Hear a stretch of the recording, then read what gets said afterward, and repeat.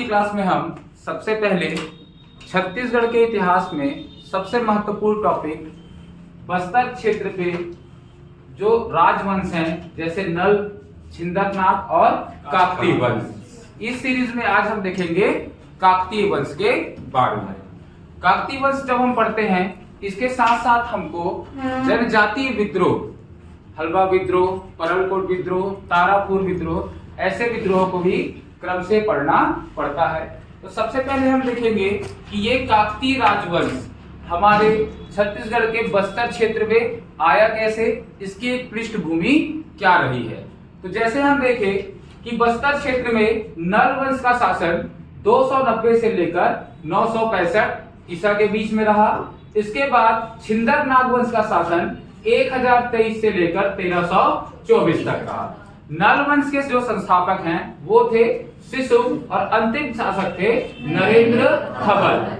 छिंदकनाथ वंश के संस्थापक थे नृपति भूषण और अंतिम शासक थे हरिश्चंद्र।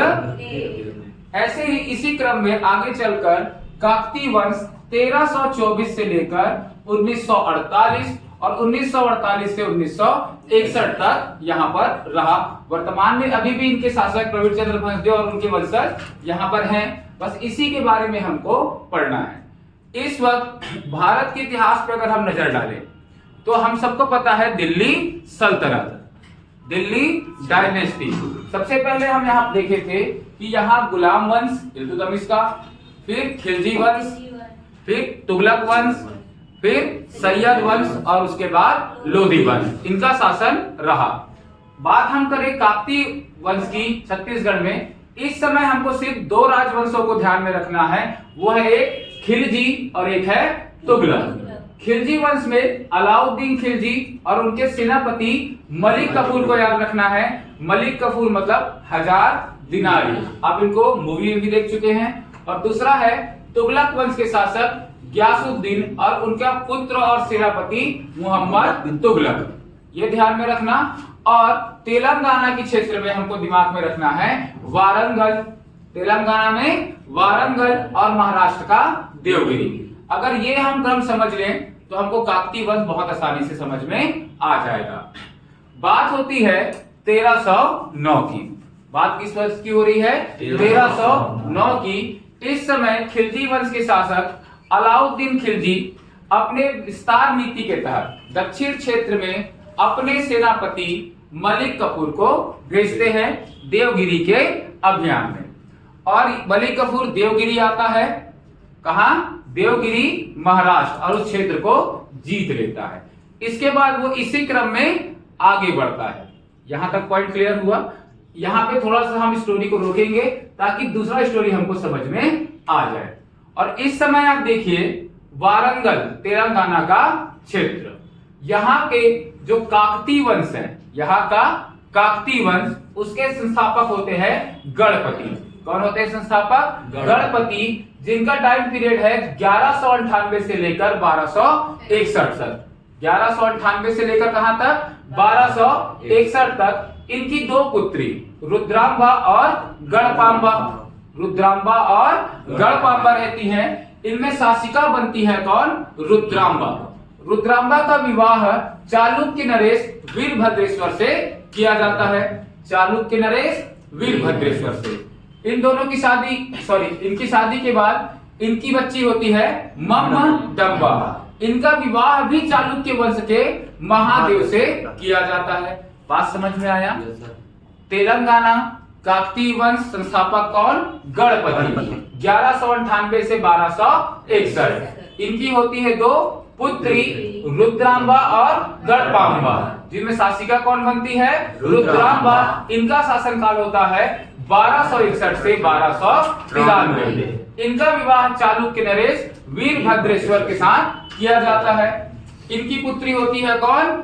मम्मदम्बा। इनका विवाह भी चालुक्य वंश के शासक महादेव से किया जाता है। इनके विवाह के बाद इनके दो पुत्र और एक पुत्री। कितने? दो पुत्र और एक पुत्री, प्रताप रुद्रदेव, अन्नम देव और रैला देवी। ये नाम आपको इंपॉर्टेंट है, याद रखना है। प्रताप रुद्रदेव, अन्नम देव और रैला देवी। प्रताप देव को ममडंबा दत्तक पुत्र के तहत रुद्रांबा देवी को दे देती हैं। मतलब रुद्रांबा देवी ने किसको गोद लिया? प्रताप रुद्र देव को, और यही तेलंगाना क्षेत्र पे काकतीय वंश पे शासक नियुक्त किया। टाइम पीरियड क्या है? 1293 से 1310 और 1310 से लेकर 1324। ये इंपॉर्टेंट है। देखिए 1310 बोल रहा हूं और 1309 में मलिक कफूर ने कहां का अभियान किया है? देवगिरी का। 1321 में ग्यासुद्दीन तुगलक ने मोहम्मद तुगलक को भेजा है, इसलिए 1309 और 1321। यहां पे 1293 से 1310 और 1324। यहां तक किसी को कोई डाउट है? ठीक, आगे बढ़े तो जो स्टोरी हम पाउस किए थे कि मलिक कफूर जो 1000 दिनारी कहां आया था? महाराष्ट्र के देवगिरी अभियान में। इस देवगिरी को जीतने के बाद वो अपने सुल्तान अलाउद्दीन खिलजी को और प्रसन्न करने के लिए वो क्या करता है? तेलंगाना की ओर, वारंगल की ओर आक्रमण कर देता है। कब की बात है ये? 1310 की। 1309 से 1310 के बीच की बात है। तो ये जो हमारे प्रताप रुद्र देव हैं, ये बिना किसी युद्ध के, भाई इनकी सेना और इनकी सेना, दिल्ली सल्तनत खिलजी की इतनी विशाल सेना और एक छोटे क्षेत्र में शासन करने वाले की सेना, वो समझ जाता है कि हम इसको हरा तो नहीं पाएंगे, तो बिना किसी युद्ध के अपनी एक मूर्ति बनवाता है, जंजीर से बंधवाता है और अपने हाथों में कोहिनूर को, उस मूर्ति के हाथों में कोहिनूर रख देता है और उसको सौंप देता है मलिक कफूर को। ये बात समझ में आया? यहां तक तो बात हो गई 1310 की। इसके बाद ये बोलता है दोबारा ये मोहम्मद तुगलक 1321 के टाइम पे फिर से आक्रमण करता है। ये आक्रमण तो 1309 तक का समझ में आया, मलिक कफूर वापस लूटपाट कर चला गया। 1321 में ग्यासुद्दीन तुगलक, अब यहां पे किसका शासन है? तुगलक वंश का। ये अपने पुत्र और सेनापति को फिर से विस्तार के लिए भेजता है। विस्तार का मतलब होता था उस टाइम पे अधिक से अधिक धन का लूट, अपने राजस्व को बढ़ाना, अपने खजाने को भरना। इसी सिलसिले में आता है कौन? मोहम्मद तुगलक, और आता है कहां? तेलंगाना। सहयोग के लिए बुलाता है प्रताप रुद्र देव अन्नम देव को दूसरे आक्रमण में। फिर से कुछ समय बाद 1321 के ही टाइम पे दोबारा एक बार और आक्रमण करता है कौन? मोहम्मद तुगलक। कुल कितना आक्रमण हुआ? 3। इस समय अन्नम देव को समझ में आ जाता है कि ये अब हम कहां आ गए हैं? राष्ट्रीय स्तर पे, मतलब मुख्य दिल्ली सल्तनत के टारगेट में। बार बार हम पे आक्रमण हो रहा है, खिलजी ने किया, तुगलक ने किया, भविष्य में आगे चल के भी आक्रमण हो सकता है। तो अन्नम देव अन्य स्थान की तलाश में निकल चलता है अपने आपको बचाने। अब यार मलिक कफूर का आक्रमण, तुगलक का आक्रमण, वो सोचता है कि हम अपना क्षेत्र परिवर्तित कर दे। इसी क्रम में वो दक्षिण में ना जाकर ऊपर उत्तर की ओर जाता है और उसको मिलता है यहाँ पे भोपालपट्टनम, बारसूर, चक्रकूट, भ्रमणपुर, ये सब क्षेत्र पे एक राजवंश, और वो है छिंदक नाग वंश। छिंदक नाग वंश, छिंदक नाग वंश जो 1023 से 1324। देखिए मैं 1321 टाइमलाइन लिखा था, तुगलक का आक्रमण 1324। यहाँ पे छिंदक नाग वंश के अंतिम शासक हरिश्चंद्र देव का शासन चलता रहता है। इनकी पुत्री का नाम है चमेली बाई, चमेली देवी, ऐसे आपको बुक्स में नाम मिल जाएंगे। तो जब अन्नम देव हमारे क्षेत्र या बस्तर क्षेत्र पे आया, बारसूर, भोपालपट्टनम, चक्रकोट, भ्रमरकोट, यहाँ पे आपसे क्वेश्चन पूछा जाए कि किस शासक का शासन चल रहा था, तो आप बोलोगे छिंदक नाग वंश के शासक हरिश्चंद्र का। इनकी पुत्री का नाम क्या है? चमेली बाई या चमेली देवी। 1324 में अन्नम देव और हरिश्चंद्र देव के बीच संघर्ष हुआ। हरिश्चंद्र देव और पुत्री चमेली देवी दोनों ने इसके साथ युद्ध किया, संघर्ष किया, पर अंत में जीत किसकी हुई? अन्नम देव की हुई। और यहीं से 1324 काकतीय वंश का छत्तीसगढ़ में या बस्तर क्षेत्र में नींव पड़ा। और इसलिए हम कहते हैं कि अन्नम देव छत्तीसगढ़ में काकतीय वंश के संस्थापक। काकतीय वंश के संस्थापक अगर देखो आप यहाँ पे, तो गणपति वारंगल वाले, इसी वंश को क्या कहा गया है? चालुक्य, क्योंकि रुद्रांबा का शादी किससे हुआ? चालुक्य नरेश वीरभद्रेश्वर से। इसके बाद इनकी पुत्री का विवाह ममडंबा का भी किससे हुआ? महादेव से। प्रताप रुद्र देव दत्तक पुत्र और अन्नम देव उनके भाई, और वो आके कहाँ आए? छत्तीसगढ़ बारसूर भ्रमरकोट चक्रकोट इस क्षेत्र पे, और यहाँ पे काकतीय वंश का नींव डाले। ये काकतीय वंश 1324 से लेकर 1948 से 1961, मतलब अभी तक छत्तीसगढ़ में सर्वाधिक लंबे समय तक शासन करने वाला राजवंश। बहुत इंपॉर्टेंट है। इस बीच में हमको चूंकि ये जनजातीय क्षेत्र में शासन किए हैं, तो हमको हर टाइम पीरियड पे जनजातियों का संघर्ष दिखाई पड़ेगा। तो हमारे जो सीजीपीएससी प्री 12 फरवरी को कंडक्ट होना है और जो भी व्यापम के एग्जाम होने हैं, इन सब के लिए सबसे इंपॉर्टेंट टॉपिक कौन सा हो जाता है? काकतीय वंश। ये 1961 तक चल रहा है। तो हम सभी को सबसे ज्यादा इसी टॉपिक पे आज 2 दिन की क्लास है, आज और कल फोकस करेंगे। इसमें हम कुल 22 शासकों को ध्यान देंगे। कुल कितने शासक? 22 शासकों को ध्यान से पढ़ेंगे। ये जो काकतीय वंश है, ये आपको दंतेवाड़ा क्षेत्र, वर्तमान बस्तर के दंतेवाड़ा क्षेत्र, अगर आपको ना समझ में आए तो दंतेश्वरी माता का मंदिर सुने हैं ना, इस क्षेत्र पे हमको पढ़ना पड़ेगा। अन्नम देव जो आएंगे वही बनाएंगे दंतेश्वरी माता का मंदिर। ठीक है, तो चलिए देखते हैं हम आज इन शासकों के बारे में। कुल कितने शासक हमको पढ़ने हैं? 22 शासक। ये कोड नहीं है, एक मजाक सा स्टोरी है, ताकि आपको ये 22 शासकों का नाम आसानी से याद हो। बस एक स्टोरी दिमाग में आपको चलानी है कि अन्नम देव ने हरिश्चंद्र देव और चमेली बाई पर आक्रमण किया। बेचारे हार गए, अपना घर पार परिवार सब छोड़ गए। तो भाई किसी भी छत्तीसगढ़ी आदमी पे आप हमला करोगे, उसके मुंह से क्या निकलेगा? आह निकलेगा। उसके मुंह से क्या निकलेगा? आह निकलेगा। तो आह को हम बोलेंगे ए और एच। इनके मुंह से क्या निकला? आह निकला, ए और एच।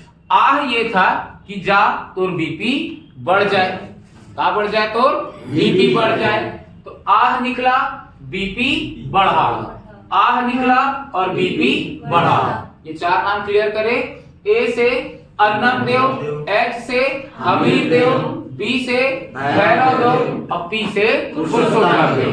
बात समझ में आ रही है कि इन दोनों के बीच संघर्ष हुआ 1324 में। हरिश्चंद्र देव और उसकी बेटी चमेली बाई हारे। इनके मुंह से क्या निकला? आह निकला। ए से अन्नम देव, एच से हमीर देव। आह क्या निकली थी? इनकी बीपी बढ़ जाए। बी से भैरव देव और पी से पुरुषोत्तम देव। ये 4 नाम सबको याद रहेगा। ठीक, ए एच बी पी, आह और बीपी। जैसे ही बीपी बढ़ा तो एक आदमी, जिसकी जय जयकार क्यों हुई आप समझना, एक आदमी अचानक उसकी जय जयकार चालू हो गई।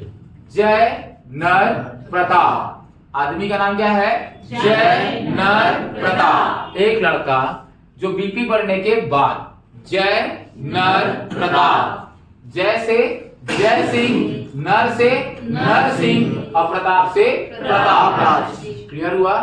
आह निकली, बीपी बढ़ा। जैसे ही बीपी बढ़ा तो जय नर प्रताप इसको डॉक्टर के पास ले जाने के लिए निकल पड़ा। बात समझ में आ रहा है? किसके पास ले जाने के लिए निकल पड़ा? डॉक्टर के पास। कौन ले जा रहा था? जय नर प्रताप। याद करने के टाइम पे थोड़ा कठिनाई होती है, पर आप समझते चलो तो आपको दोबारा याद करने की जरूरत नहीं पड़ेगी। युद्ध हुआ तो आह निकला। आह में क्या हुआ? आपका बीपी बढ़ जाए। ठीक, फिर एक लड़का खड़ा हुआ, जय नर प्रताप। आपको कहां ले जाना था? हॉस्पिटल ले जाने के लिए निकला। पूरे जग में उसके नाम से क्या बोल रहे थे? वीर वीर। पूरे जो सैनिक है सब उसको क्या चिल्ला रहे थे? वीर वीर। क्लियर हुआ? जय नर प्रताप। पूरा जग उसको क्या बोल रहा है? वीर वीर। यहां तक कहानी समझ में आ गया? आराम से स्टोरी समझना। आह, बीपी, जय नर प्रताप। पूरा जग क्या कह रहा है? वीर वीर। क्लियर हो गया?